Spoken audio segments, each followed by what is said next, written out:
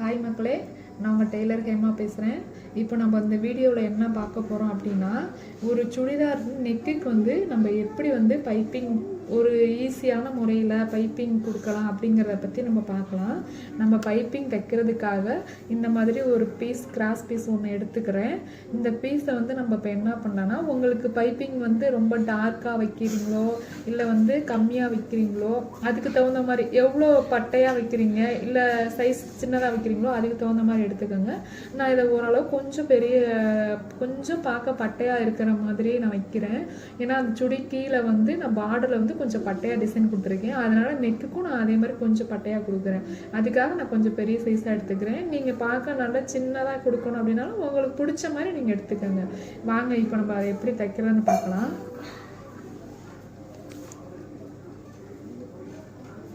First வந்து நம்ம இந்த மாதிரி 2 பீஸையும் மடித்து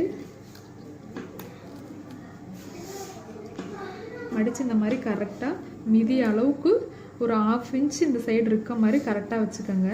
வச்சுக்கிட்டு அப்படியே நீங்கள் மெல்ல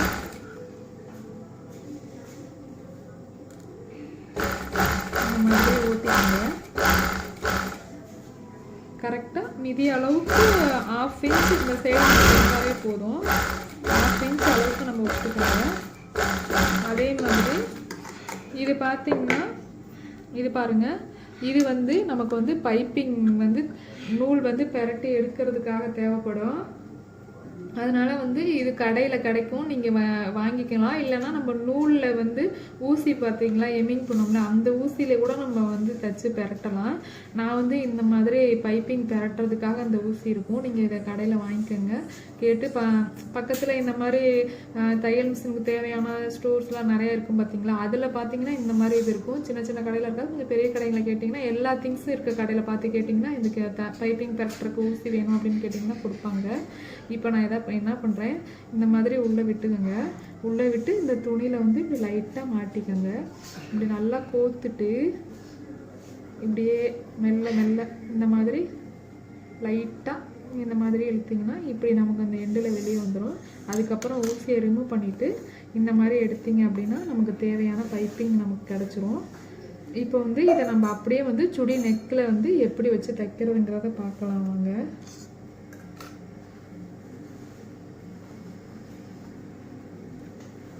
அடுத்து வந்து நான் ஆல்ரெடி சுடி தைச்சிட்டேன். இப்போ வந்து இதில் வந்து என்ன பண்ணாங்க, சிம்பிளாக தைக்க சொன்னாங்க கஸ்டமரு. அதனால நான் சிம்பிளாக முடிச்சிட்டேன். அதுக்கப்புறம் வந்து இல்லைங்க எனக்கு இந்த மாதிரி பைப்பிங் மாதிரி கொஞ்சம் வச்சு கொடுங்க அப்படின்னு கேட்டாங்க. அதனால் நான் தைச்சதுக்கப்புறம் நான் இதில் வந்து ஜாயின் பண்ண போகிறேன். அதனால் உங்களுக்கு வந்து டிஃப்ரெண்ட்டாக இருக்கும். நம்ம வந்து ஜாயின் பண்ணுறதுக்கு முன்னாடி நம்ம பைப்பிங் வச்சுட்டோம்னா இங்கே நம்ம ஷோல்டர் ஜாயின் பண்ணுறோம் பார்த்தீங்களா, அங்கே வந்து நமக்கு ஈஸியாக இருக்கும். இப்போ நான் என்ன பண்ணுறேன், அதையுமே ஓப்பன் பண்ணாமல் நான் இதை பிரிச்சும் கூட அடிக்கலாம். நான் நான் அப்படியே வச்சு அடிக்கிறேன். எப்படி அடிக்கிறதுன்னு பாருங்க. இந்த மாதிரி நம்ம எப்போதும் ஒரு ஜாயின் பண்ணி பீஸ்ல அடிப்போம்னா மடக்கும்ல, அது மாதிரி போய் மடக்கிக்கங்க. மடக்கிட்டு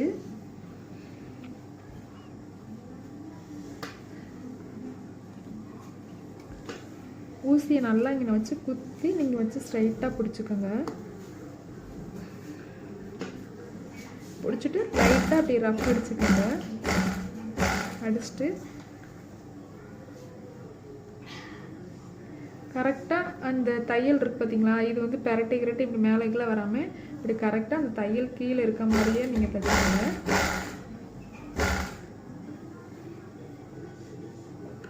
இங்கே வந்து இது வந்து டைமண்ட் ஷேப் நெக்கு, அதனால இங்கே ஒரு வளைவு வச்சுக்கோங்க.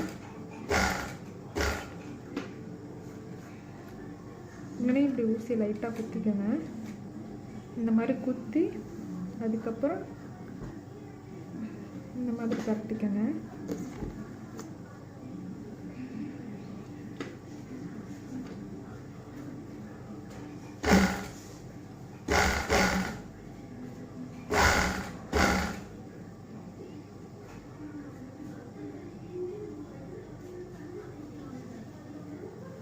அடுத்து இந்த இடத்துல ஒரு வி ஷேப்பில் அப்படி மடக்கிக்கோங்க.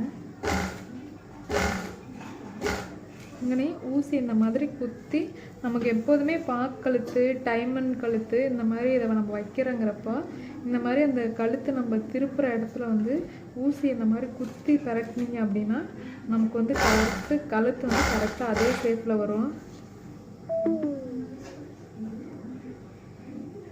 அதே மாதிரி இந்த இடத்துல ஒரு இது வச்சுக்கோங்க.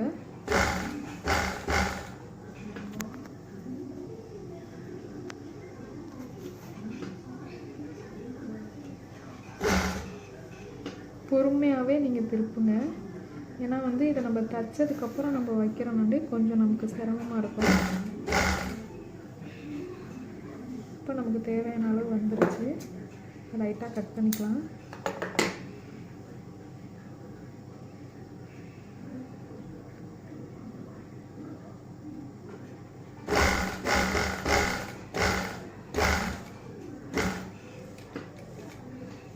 மறுபடியும் அப்படியே திருப்பிக்குங்க.